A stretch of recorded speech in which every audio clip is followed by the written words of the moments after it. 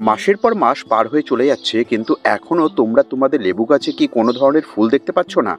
চাইছো তোমাদের প্রত্যেকটা গাছ এইভাবে পাতা অবস্থা থেকে রূপান্তরিত হয়ে গাছ যেন এরকম প্রচুর প্রচুর পরিমাণে ফুল প্রদান করতে শুরু করে। গাছে ফুল যদিও বা এসে থাকে, অধিকাংশ ফুল কি এইভাবে মাটিতে পড়ে সম্পূর্ণ নষ্ট হয়ে যাচ্ছে? ফুল থেকে গুটি বাঁধার আগে কি গাছের সম্পূর্ণ ফুল ঝরতে শুরু করেছে? আজকের এই ভিডিওটা শেষ পর্যন্ত তোমরা যদি মনোযোগ সহকারে দেখো, তাহলে তোমরা জানতে পারবে এবং বুঝতে পারবে যাদের কাছে এখনো কোনো ধরনের লেবু গাছে ফুল আসেনি, মাল্টা গাছে ফুল আসেনি, তারা এইভাবে গাছের অবস্থা থেকে গাছকে রূপান্তরিত করে গাছের এই অবস্থায় কিভাবে আনতে পারবে। মানে কি, আমরা গাছের মধ্যে ফুল কিভাবে নিয়ে আসতে পারবো, এটা হচ্ছে প্রথম শর্ত।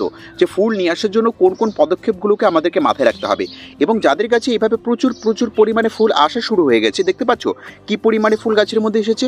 ফুল আসার পর সেই ফুলগুলো যাতে পরিপক্ত গুটিতে পরিণত হয়, সেগুলো থেকে মাল্টা লেবু তৈরি হতে পারে, তার জন্য আমরা কোন পদক্ষেপ গ্রহণ করব। তো এই পরিচর্যাগুলো জানতে হতে গেলে তোমাদের কিন্তু এই ভিডিওটা একদম সম্পূর্ণ মনোযোগ সহকারে দেখতে হবে, কোনো স্কিপ করা চলবে না। এবং যে সকল নতুন দর্শক বন্ধুরা আজ পিকাস গার্ডেনিংয়ে প্রথমবার এসেছো, তারা অবশ্যই চ্যানেলটিকে সাবস্ক্রাইব করবে এবং পাশে দেওয়া বেল আইকনটি অলে প্রেস করে নেবে।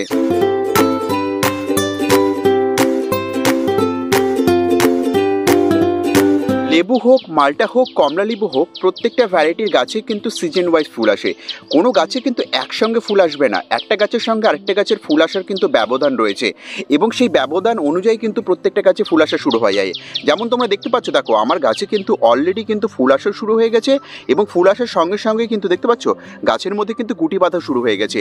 কিন্তু এই সময় কিন্তু ফুল আসার সঙ্গে সঙ্গে গাছের মধ্যে কিন্তু নিউ ব্রাঞ্চেস আসতে শুরু করে। অনেকের ক্ষেত্রে প্রবলেমটা হচ্ছে কি, গাছে শুধুমাত্র এরকম নতুন পাতা শুধু দেখা যাচ্ছে, গাছের মধ্যে কিন্তু কোনো ধরনের ফুল দেখা যাচ্ছে না। ফুল কিন্তু একমাত্র আসবে ওল্ড ব্রাঞ্চের মধ্যে, কিছু কিছু ভ্যারাইটিতে নতুন ব্রাঞ্চের মধ্যে ফুল আসে। ফুল আনার জন্য সবথেকে বড় পদক্ষেপ যেটা আমাদেরকে মাথায় রাখতে হবে, সেটা কিন্তু টবের গাছের ওপরে নয়, সেটা হচ্ছে টবের গাছের নিচে, মানে হচ্ছে এই মাটিতে। এর কাছে এরকম ব্রাঞ্চেস দেখতে পাচ্ছ, সম্ভাবনা আছে যে ব্রাঞ্চেসের মাথায় হোক বা টিপে হোক এইভাবে ফুল আসার, বা ফুলের ছোট ছোট ছোট ছোট গুটি দেখতে পাচ্ছ। এমতো অবস্থায় কিন্তু এই যে টবের মাটি রয়েছে, এই টবের মাটিতে জলসেচ ব্যবস্থা আমাদেরকে দেখে শুনে করতে হবে। যদি তোমরা চাও লেবু গাছের সিজন ওয়াইজে প্রচুর পরিমাণে তোমরা ফুল আনবে, তাহলে কিন্তু জলসেচই একমাত্র উপায়, যে উপায়ে কিন্তু আমরা গাছে প্রচুর প্রচুর পরিমাণে ফুল আনতে পারবো।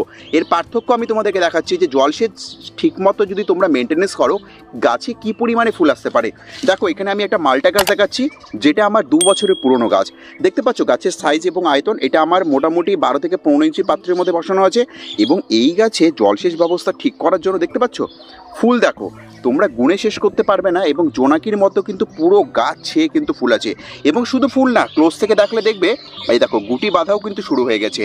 যাদের গাছে ফুল আসার সম্ভাবনা বাড়ছে বা ফুল আসবে, তারা কিন্তু অবশ্যই এই মাটিটাকে কিন্তু সবসময় ময়েস্ট রাখবে না। এই যে দেখতে পাচ্ছ, দেখো ময়েস্ট ভাব রয়েছে মাটির মধ্যে একটা, এই ময়েস্ট ভাব কিন্তু কখনোই রাখবে না। ফুল আনার জন্য গাছে কিন্তু যতটা পারবো স্বল্প জল প্রয়োগ করার চেষ্টা করব। যত কম কম জল আমরা গাছে প্রয়োগ করব, তত গাছ কিন্তু স্ট্রেসে যাবে। এবং স্ট্রেসে গেলে কি হবে, সে চাইবে তার প্রত্যেকটা ওল্ড ব্রাঞ্চ হোক বা নিউ ব্রাঞ্চ হোক, প্রত্যেকটা ব্রাঞ্চেসের মধ্যে কি ফুল নিয়ে আসার। যদি অধিক থেকে অধিক বেশি জল আমরা টবের মাটিতে প্রয়োগ করতে থাকি, তাহলে গাছ কিন্তু ফুল আনা বন্ধ করে দিয়ে এরকম নতুন নতুন ডগায় কিন্তু পুরো গাছ ছেয়ে যাবে, পুরো গাছ ভর্তি হতে শুরু করবে। তাহলে আমরা এই পর্যায় থেকে কি বুঝলাম, যাদের গাছে ফুল আসার সম্ভাবনা আছে, যারা দেখতে পাচ্ছ এই ডালগুলো থেকে ফুল আসার সম্ভাবনা আছে, কম থেকে কম জল প্রয়োগ করব। যখন দেখব গাছের পাতা নুইয়ে পড়েছে, এরকম মুড়তে শুরু করেছে, তখন আমরা গাছকে স্বল্প পরিমাণে জল প্রয়োগ করব, যতটুকু গাছের বেঁচে থাকার জন্য দরকার। অধিক বেশি জল প্রয়োগ করব না। যদি ওভার ওয়াটারিং এবং সবসময় এরকম ভেজা ময়েস্ট মাটি রাখি, তাহলে গাছে শুধু ডালপালা দেখতে পারবো, কিন্তু কখনোই আমরা ফুল দেখতে পারবো না। তাই অবশ্যই মাথায় রেখে আমাদের জলসেচ ব্যবস্থা লেবু গাছে, মাল্টা জাতীয় গাছে ঠিক করতে হবে। ফুল আনার জন্য আমরা গাছকে স্ট্রেসে দেব। ফুল আসে যাবার পর চলো দেখে নিই কী করতে হবে। যাদের কাছে অলরেডি ফুল চলে এসেছে এবং ফুলগুলো ঝরে পড়ছে, বা ফুলের মধ্যে থেকে গুটি সৃষ্টি হচ্ছে না, বা ফুলগুলো প্রচুর পরিমাণে টেকসই হচ্ছে না, তারা কি করবে, ফুল চলে আসার পর যেই জিনিসটা মেনটেনেন্স করতে হবে, সেটাও কিন্তু আমাদের এই জলসেচ ব্যবস্থা। যখন ফুল আসছে না, তখন আমরা গাছকে সতেজ জল প্রয়োগ করব, স্ট্রেসে রাখবো। কিন্তু ফুল চলে আসার পর যখন দেখব যে গাছে এইভাবে গুটি বাঁধা শুরু হয়েছে, এই যে ছোটো ছোটো গুটি বাঁধছে, তখন কিন্তু আমাদের এই মাটিকে স্ট্রেসে রাখলে হবে না। আমাদের মাটিতে এমন করে জল প্রয়োগ করতে হবে যাতে মাটির মধ্যে এরকম ময়েস্ট থাকে। মাটি কিন্তু ক্যাতক্যাতে ভিজে থাকবে না, দেখো একদম ঝরঝরা মাটি, কিন্তু যদি আমি ভালোভাবে দেখাই তোমাদেরকে, দেখতে পাবে দেখো মাটির মধ্যে কিন্তু একটা ময়েস্ট ভাব রয়েছে।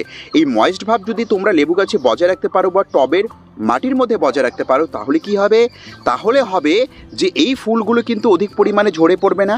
এই প্রত্যেকটা ফুল কিন্তু তাদের গুটি সৃষ্টি করবে এবং সেই গুটিগুলো কিন্তু আগামী দিনে প্রচুর প্রচুর আমাদেরকে লেবু বা মালটা প্রদান করবে।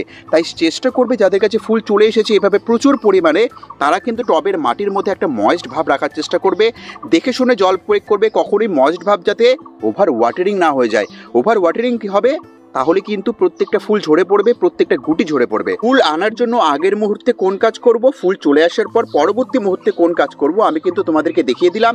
দুটোর ক্ষেত্রে কিন্তু একটা জিনিসকে আমাদেরকে মেনে চলতে হবে, সেটা হচ্ছে সঠিক জল প্রয়োগ। সঠিক জল প্রয়োগ করলেই কিন্তু আমরা প্রত্যেকটা থেকে প্রত্যেকটা গাছে কিন্তু এরকম ভরিয়ে ভরিয়ে কিন্তু ফুল আনতে পারবো এবং প্রত্যেকটা ফুল কিন্তু তাদের গঠনমূলকভাবে লেবু সৃষ্টি করবে, মালটা সৃষ্টি করবে বা কমলা লেবু সৃষ্টি করবে। এবার দেখাবো যে ফুল চলে আসার পর অনেক সময় গুটিগুলো ঝরে পড়ে, গুটিগুলো আটকায় না।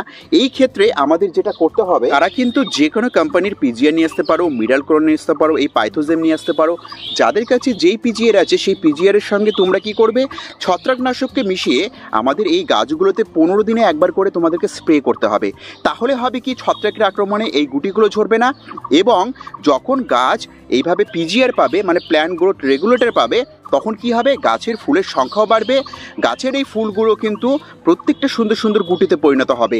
তাই চেষ্টা করবে এই জিনিসটাকেও মেনটেন করার, যে ফুল যাদের চলে এসে গুটি বাঁধা শুরু হয়েছে তারা অবশ্যই গাছে 15 দিনে একবার পিজিআরের সঙ্গে ছত্রাকনাশক মিশিয়ে, মানে ফাঙ্গিসাইড মিশিয়ে স্প্রে করতে থাকবে। যখন নতুন পাতা বা ফুল আসতে শুরু করে, সেই সঙ্গে একটা প্রবলেমও আমরা দেখতে পাই।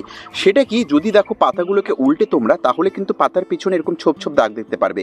এটা হচ্ছে লিফ মাইনার, যেটা সব থেকে বেশি লেবু জাতীয় গাছে কিন্তু অ্যাটাক করে, যার জন্য কিন্তু গাছ ক্ষতিগ্রস্ত হয় এই ফুল থাকা অবস্থায় বা গুটি বাঁধা অবস্থায়।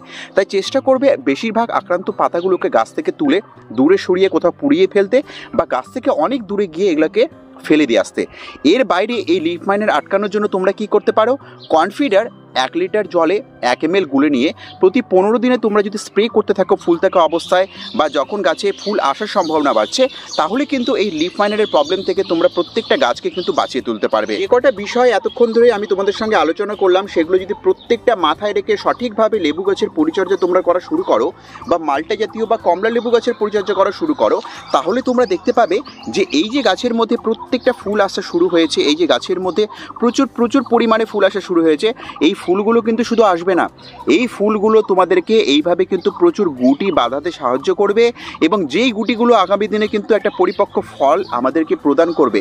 এবং পরিপক্ক ফল যখন আমরা গাছে দেখতে পাবো, তখন কিন্তু আমাদের আনন্দের সীমা থাকে না একটা বাগানি হিসাবে, কারণ এটাই আমাদের মেহনত, এটাই আমাদের পরিচর্যা, যে গাছকে আমরা একটা ন্যাচারাল অবস্থা থেকে ফ্লাওয়ারিং সিজনে নিয়ে যাচ্ছি, ফ্লাওয়ারিং সিজন থেকে তার ফ্রুটিং সিজনে নিয়ে যাচ্ছি।